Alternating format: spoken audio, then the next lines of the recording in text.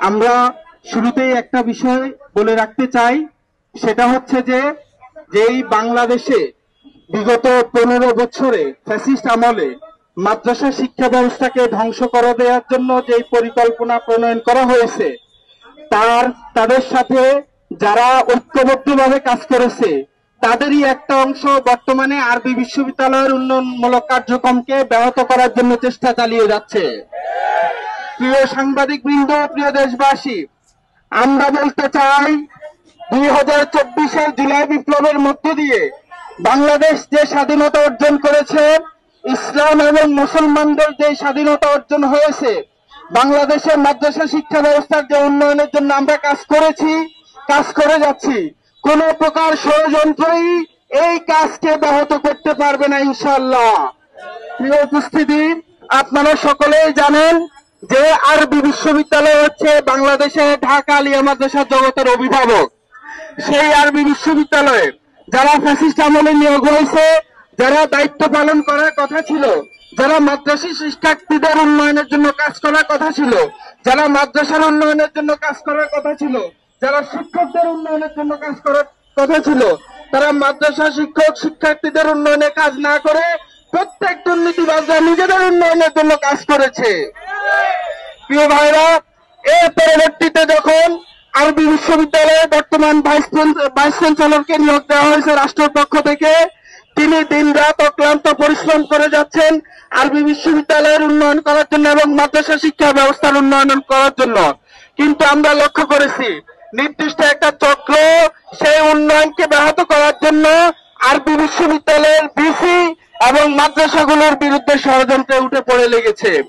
আমরা বলতে চাই, আপনারা বিগত রেজিমেন্টে যাদের আন্ডারে কাজ করেছেন, যে মাত্র 30% টাকায় জমির মালিক হয়ে নতুন বাংলাদেশের গড়ে তোলার স্বপ্ন দেখা বাংলা বসতি, সকল দুর্নীতি করেছেন, সেই সকল দুর্নীতি নিয়ে আমরা কথা বলি নাই। কিন্তু আপনারা দায়িত্ব পালন করতেছেন, দায়িত্ব পালন করে যান। বর্তমানে যারা দায়িত্ব পালন করতেছে তাদেরকে পূর্ণভাবে সহায়তা করবেন, এটাই আমাদের হচ্ছে প্রতিশ্রুতি এবং আশ্বাস। আমরা প্রত্যাশা করি আপনারা আপনাদের যদি দায়িত্ব যথাযথভাবে পালন করেন, তাহলে ইসলামী আরবি বিশ্ববিদ্যালয়ে তার কাঙ্ক্ষিত মঞ্জিলে যথাযথ সময়ে পৌঁছাবে ইনশাআল্লাহ। দ্বিতীয় বিষয় বলতে চাই সেটা হচ্ছে যে ইউজিসি কে দেওয়া হয়েছে রাষ্ট্র এবং বিশ্ববিদ্যালয়ের মাঝে সমন্বয় সাধন করার জন্য। ইউজিসি কে বিশ্ববিদ্যালয়ের বিরুদ্ধে ষড়যন্ত্র করার জন্য নিয়োগ দেওয়া হয় নাই, বা ইউজিসি বিশ্ববিদ্যালয়ের বিরুদ্ধে কাজ করার জন্য গঠিত হয় নাই। আমরা দেখতে পেয়েছি বিগত 2024 সালের সেপ্টেম্বরে ইউজিসি যে সদস্য নির্বাচিত হয়েছেন তানজিম উদ্দিন খান, তিনিও এই ষড়যন্ত্র কুচক্রী মহলের সাথে মিলেমিশে বিশ্ববিদ্যালয়ের বিরুদ্ধে কাজ করে যাচ্ছেন। আমরা প্রশাসনকে বলবো, মাদ্রাসা শিক্ষার্থীদের উন্নয়নের জন্য যারা এই কাজ করে তাদেরকে হচ্ছে এগিয়ে নিয়ে আসতে হবে, তাদেরকে দায়িত্ব দিতে হবে, তাদেরকে কাজ করার সুযোগ দিতে হবে।